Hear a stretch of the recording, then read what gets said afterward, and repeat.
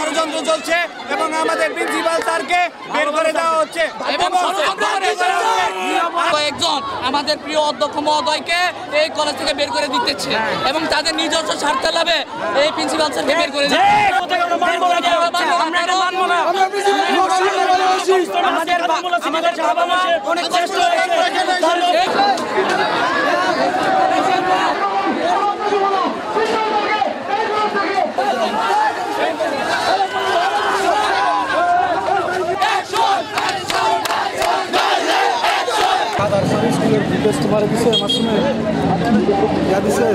বারো বছর ধরে অনন্ত পরিশ্রমের দ্বারাই এই কলেজটা গঠিত হয়েছে। এখন যদি উনি চলে যায় তাহলে সমস্ত শিক্ষকগুলো চলে যাবে। আর যার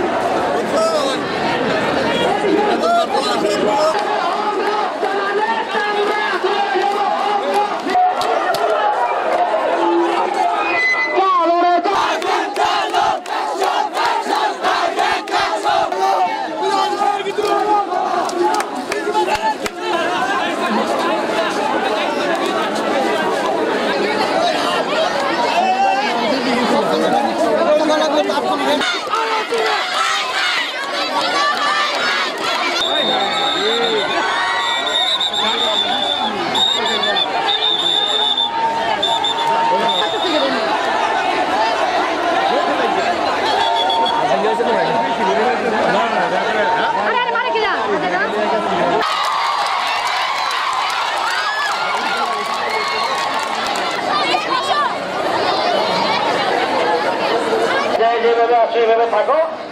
আর আমি জানি তোমরা অনেক সুশৃঙ্খল এবং অনেক ভদ্র।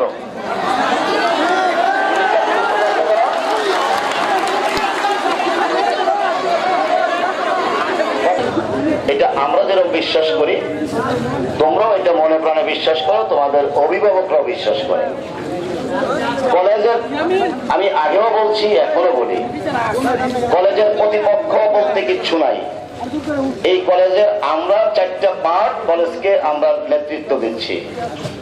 একটা তোমরা, একটা তোমাদের বাবা মা, আরেকটা হচ্ছে সম্মানিত শিক্ষক মন্ডলী, আরেকটা হচ্ছে আমরা কর্তৃপক্ষ। এই 4টা পার্টকে নিয়ে কলেজ সৃষ্টি।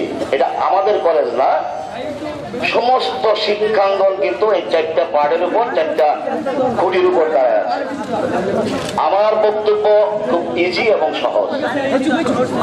আমি সব কিছু শুনছি, জানছি, বুঝছি।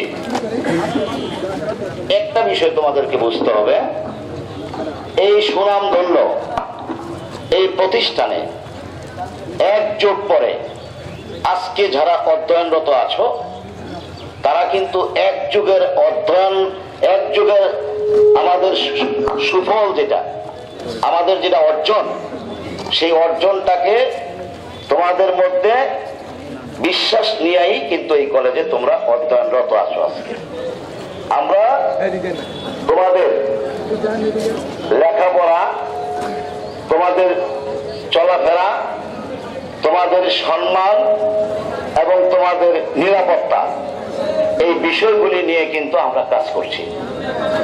এখন বিষয়টা হয়েছে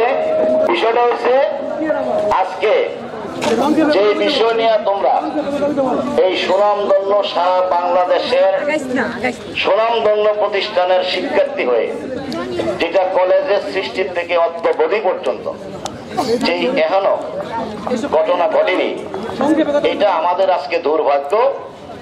আমার দুর্ভাগ্য আমি বলবো, এই দুর্ভাগ্যের কারণে এই ঘটনাটি আজকে ঘটছে।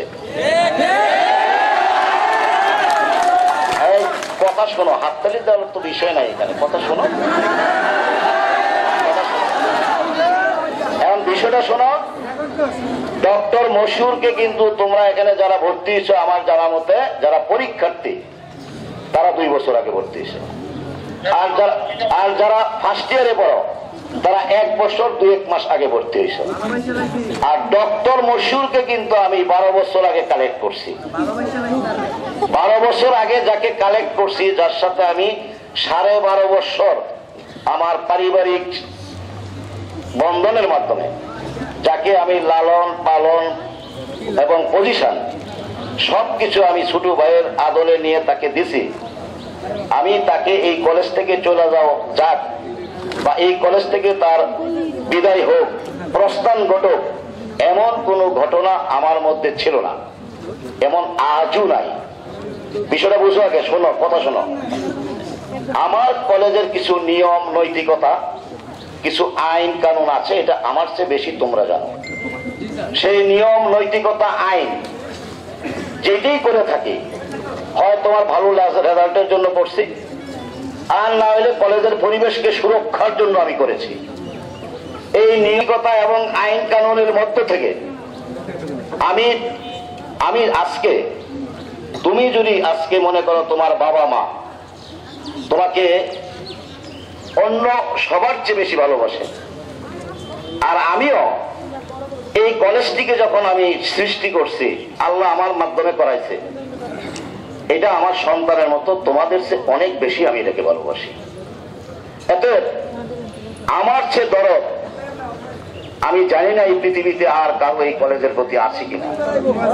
অতএব আমার বক্তব্য বা আমার তোমাদের কাছে আমার কথাবার্তা বা আলোচনা একটাই থাকবে, যিনি এটাকে তৈরি করেছে তার দরদের চেয়ে মাসির দরদ বেশি হতে পারে না। অতএব তোমরা একটা জিনিস আমি জানি তোমরা শিখছো, তোমাদের লেখাপড়ার মান এবং পরিবেশ এবং নিশ্চয়তা, এই তিনটে হচ্ছে তোমাদের কাজ। ডক্টর মশিউর রহমানকে আমি কিছু নিয়ম নৈতিকতা সাবমিট করছি, এই জিনিসগুলি আপনাকে মানতে হবে। এই কলেজের সাথে, আমার সন্তানদের সাথে, আমার কমিটমেন্টের সাথে। কমিটমেন্ট কার কাছে?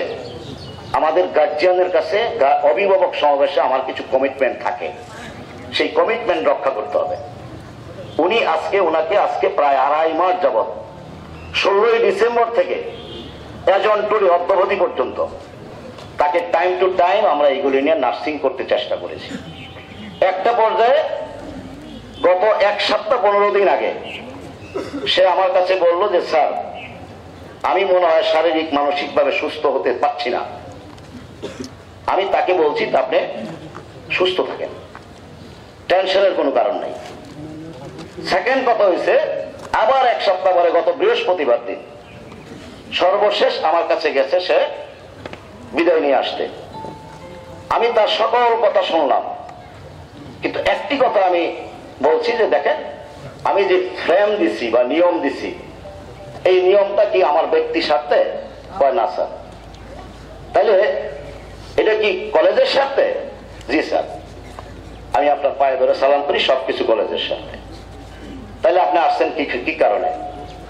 আমি আসছি স্যার, আসলে আমি বাইরের ভিতরের বা আমার যা আত্মীয় স্বজন বন্ধু বান্ধব যারা আমার অয়েলি শিউর আছে, তাদের বিভিন্ন কথার কাছে আমি এখন ক্রমাগতভাবে অসুস্থ হয়ে যাচ্ছি। আমি বললাম আপনি এখন যান, আমি কলেজে আসতেছি। আমি টাকা দেওয়া বন্ধ করে গত বৃহস্পতিবার দিন কলেজের শিক্ষক মন্ডলী সহ আমি মিটিং করে গেছি। তাকে বলে গেছি, তুমি কলেজের প্রিন্সিপাল, তুমি কলেজের সবকিছু চালাইবা, তোমার নেতৃত্বে তারা চলবে। এই গত বৃহস্পতিবার, আজকে ছিল রবিবার। আমার কথা শেষ।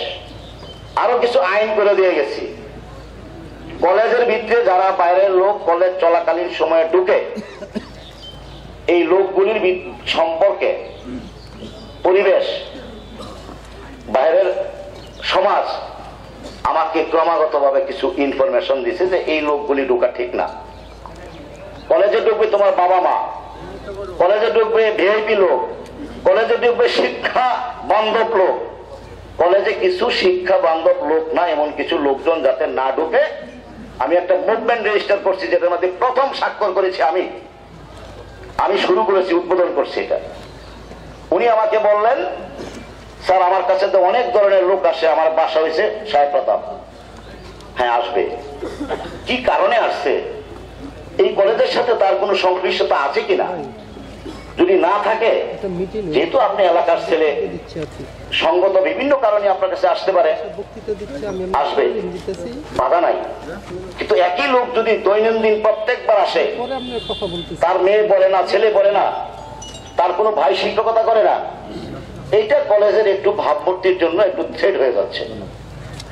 আমি প্রকাশ করতে চাই না তোমাদের কাছে, তোমরা আমার মেয়ে, এই কারণে আমার মেয়েও তোমাদের সাথে ছাত্রী, শিক্ষার্থী। সব কথা সব জায়গায় বলা যায় না বাবা। আমার বুকের মধ্যে এই দুঃখ বেদনা চাপা দিয়েই আমি তাকে আবারও তার সাথে কাউন্সিলিং এ বসছি। পয়সা এখন কিছু কিছু লোক আছে, আমার মেয়েরা এখানে ক্লাস করে, আমার ছেলেরা এখানে ক্লাস করে, এই কলেজে আসলে কলেজ বান্ধব বা কলেজের সাথে সংশ্লিষ্টতা আছে তারাই আসতে পারে, বাইরের লোক ঘন ঘন আসা যাওয়া করবে, এটা বন্ধ করা আমার পাপ, অন্যায় হতে পারে, আমি জানি না। এই ছাড়া আরো অনেক নৈতিকতা বিসর্জনিত কিছু কাজ আছে যেটা বন্ধ করা হয়েছে। মশহুরকে আমি বলছি এটার জন্য আপনি লায়াবেল না, আপনি এটার জন্য দায়ী না, কিন্তু এজ এ প্রিন্সিপাল এই কলেজের একজন অভিভাবক হিসাবে আপনার দায়িত্ব এই কাজগুলির থেকে সরে আসা। এটা এই কলেজ পারমিট করে না। এই কলেজের আদর্শ নৈতিকতা, এই কলেজের বিগত দিনের আমাদের যে পারফরমেন্স, সেটা এই কলেজের বর্তমানে এইগুলি পারমিট করে না। এমন কলেজ না, শুধু কলেজ, ছাত্রীনিবাস, ছাত্রাবাস সবকিছু মিলে আমি কিছু কিছু নিয়ম, আইন, তোমাদের নিরাপত্তার স্বার্থে, তোমাদের ভালো থাকার স্বার্থে, তোমাদের আলোকিত সুন্দর থাকার স্বার্থে আমি কিছু আইন করে দিয়েছি। আজকের সকালবেলা 10:30টায় আমি ভাইস প্রিন্সিপাল সহ আমি প্রিন্সিপালকে খবর দিছি। গতকালকা রাত 4:30টা পর্যন্ত আমি ঘুমাইতে পারি নাই। একজন লোক আমাকে সমস্ত কলেজের ইতিহাস বলছে, বলার পরে আমি বলছি ঠিক আছে। সকালবেলা আজকে 10:30টায় ওনাকে খবর দিছি, উনি ঠিক 1 ঘন্টা পরে আমার কাছে গেছেন। আমি আবারও ছোট বয়স নাও, আমি প্রথমেই বলছি এখানে 2টা অপশন আছে আপনার আর আমার।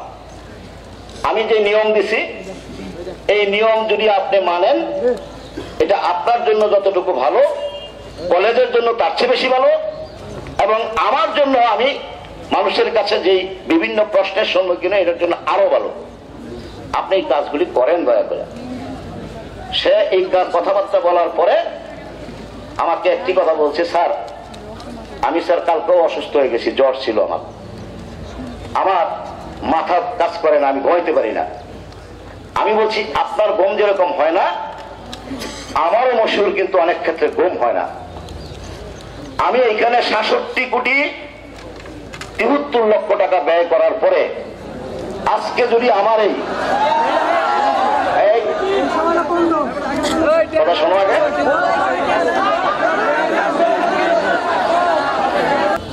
যেভাবে কথা বলছি, স্যার এইগুলি মানতে গিয়া আমার অনেক সমস্যা হয়ে যাচ্ছে, আমার ব্রেনে লোড নিতে পারছি না, বরঞ্চ আমি স্যার আজকে আপনার থেকে বিদায় নিয়ে যাচ্ছি, আমার কোনো কষ্ট নাই। এই কথাগুলি শূন্য পরে যা খুশি করো, আমি বিদায় নিয়ে যাচ্ছি স্যার। আমি বললাম মশহুর 12 বছর কিন্তু আমি আপনাকে ছোট বয়স আদলে স্নেহে বড় বড় মিটিং এ বক্তৃতা দিয়ে বলছি আপনি আমার স্নেহস্পদ ছোট ভাই, আমি কিন্তু ওই জায়গা থেকে আপনাকে ভারী করতে চাই না। বলছে এই জায়গায় আমি আছি স্যার, আমি আপনার পরিবারের একজন মেম্বার, আমি আপনার ছোট ভাইয়ের জায়গায় আছি, থাকবো, কিন্তু কলেজের এই বিষয়গুলি আমি এখন আমার মাথায় কাজ করতেছে না। অনেক শিক্ষকরা আমার কথা এখন মানে না, শোনে না, বুঝে না, আর আমিও তাদেরকে এখন আর এই বিষয়ে আমি কথা বলতে চাই না, আমি আপনার থেকে ছুটিটা নিয়ে গেলাম। তারপরে সে কিছুক্ষণ পরে বলল আমি একটু কলেজে যাব, শিক্ষকদের কাছ থেকে আমি যারা আসতে পারবো না এই কথাটা বললে আমি চলে আসবো। আমি বললাম দেখেন যাই কিছু করেন, আমার আমার আমার শ্রম, আমার মেধা এবং অর্থ, আপনার কিন্তু শ্রম এবং সবকিছু এখানে করছেন।